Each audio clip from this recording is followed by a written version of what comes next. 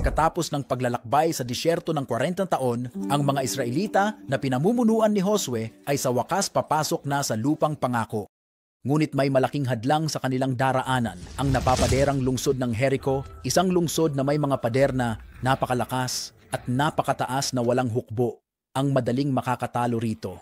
May plano ang Diyos kung paano masusupil ng mga Israelita ang Jericho at ito ay hindi katulad ng anumang plano ng labanan na nagawa na. Sinabi ng Diyos kay Josue na ipamartsa ang mga armadong lalaki sa paligid ng lungsod isang beses sa isang araw sa loob ng 6 na araw. Sila ay susundan ng 7 pari na may dalang mga trumpeta na gawa sa sungay ng tupa at ang kaban ng tipan, isang sagradong kaban na kumakatawan sa presensya ng Diyos sa kanila. Pagkatapos, sa 7 araw, sila ay magmamartsa sa paligid ng lungsod ng 7 beses.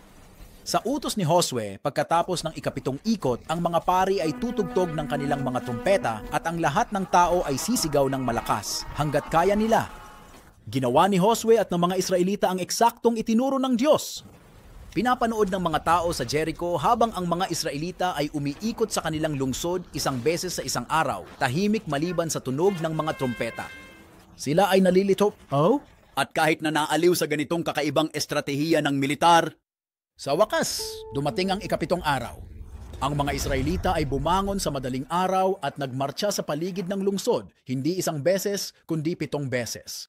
Ang pananabik ay lumago sa bawat ikot. Pagkatapos, nang ibigay ni Josue ang senyas, ang mga pari ay tumugtog ng kanilang mga trumpeta at ang mga tao ay sumigaw ng buong lakas.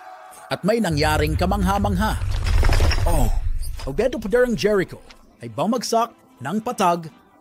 Ang mga Israelita ay sumugod diretso sa lungsod at sinakop ito, gaya ng ipinangako ng Diyos.